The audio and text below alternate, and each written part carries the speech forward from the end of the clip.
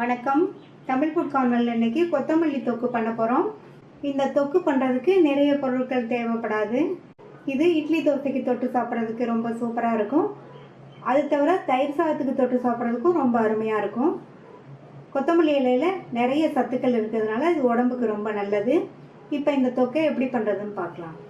இது வரைக்கும் நம்ம சேனலை சப்ஸ்கிரைப் பண்ணாதவங்க சப்ஸ்கிரைப் பண்ணிவிட்டு பக்கத்தில் உள்ள பெல் பட்டனையும் கிளிக் பண்ணிக்கோங்க. ஒரு கட்டு கொத்தமல்லி இலையை நல்லா வாஷ் பண்ணிவிட்டு ஈரம் போக தொடச்சி கட் பண்ணி ஃபேன் காற்றுல காய வச்சு எடுத்து வச்சுருக்கேன். கட் பண்ணும்போது காம்போடையே சேர்த்து கட் பண்ணிக்கோங்க. காம்பை நீக்கணுங்கிற அவசியம் கிடையாது. இந்த மிக்ஸி ஜாரில் கட் பண்ண கொத்தமல்லி இலைகள், இது கூட 5 பச்சை மிளகாய், ஒரு நெல்லிக்காய் சைஸ் அளவு புளி, இதுக்கு தேவையான அளவு உப்பு. அரைக்கிறதுக்கு முன்னாடி இந்த புளியை நல்லா இந்த மாதிரி பிச்சு பிச்சு சேர்த்துக்கணும். அப்போ தான் புளியெல்லாம் ஒன்று போல் அரைப்படும். 5 பச்சை மிளகாய் சேர்த்துருக்கேன். நீங்கள் உங்கள் காரத்துக்கு தகுந்தபடி சேர்த்துக்கங்க. இதை தண்ணி சேர்க்காமல் நல்லா நைஸாக அரைக்கணும். அரைக்கும்போது இந்த மாதிரி ஒரு ஸ்பூன் வச்சு கிளறி விட்டு அரைங்க. அப்போ தான் எல்லாமே நல்லா ஒன்று போல் நைஸாக அரைப்படும். நல்லா நைஸாக அரைச்சாச்சு. இதை எண்ணெயில் வதக்கிடலாம். ஸ்டவ்வில் ஒரு பேன் போட்டு சூடு பண்ணியிருக்கேன். அதில் 3 டேபிள் ஸ்பூன் நல்லெண்ணெய் சேர்த்துக்கலாம். நல்லெண்ணெய் சேர்த்து பண்ணுங்கள், நல்லாயிருக்கும். இந்த எண்ணெய் நல்லா சூடாகட்டும். எண்ணெய் சூடாயிடுச்சு. அதில் 1/2 டீஸ்பூன் கடுகு சேர்த்துக்கலாம். கடுகு பொரிஞ்சதும் ஸ்டவ்வோட தீயை குறைச்சிட்டு அது கூட 1/4 டீஸ்பூன் பெருங்காய பொடியை சேர்த்துட்டு நம்ம அரைச்ச இந்த கொத்தமல்லி விழுதை சேர்த்துக்கலாம்.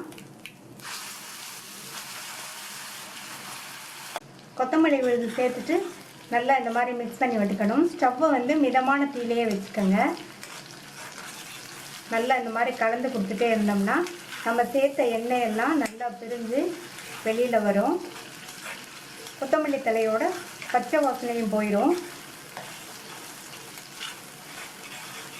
இந்த தொக்குக்கு நல்லெண்ணெய் கொஞ்சம் அதிகமாகவே சேர்த்து பண்ணாதான் கெட்டு போகாமல் 10 நாள் வரைக்குமே நல்லா இருக்கும். இந்த மாதிரி கிளறி கொடுத்துட்டே இருப்போம். நம்ம சேர்த்த எண்ணெயெல்லாம் உள்ளே இழுத்துட்டு இப்போ தான் கொஞ்சம் கொஞ்சமாக எண்ணெய் பிரிஞ்சு வருது. இன்னும் கொஞ்சம் நேரம் வதக்கிக்கலாம். கொஞ்சம் கூட தண்ணியே சேர்க்காம அரைச்சி நிறைய எண்ணெய் விட்டு வதக்கியிருக்கிறதுனால இந்த தொக்கு 10-15 நாள் வரைக்குமே ஃப்ரிட்ஜில் வச்சா கெட்டு போகாமல் ரொம்ப நல்லாயிருக்கும். நல்லா எண்ணெய் பிரிஞ்சு கொத்தமல்லி இலையோட பச்சை வாசனை போய் நம்மளுடைய கொத்தமல்லி தொக்கு சூப்பராக ரெடி ஆயிடுச்சு. இப்போ ஸ்டவ் ஆஃப் பண்ணிடலாம்.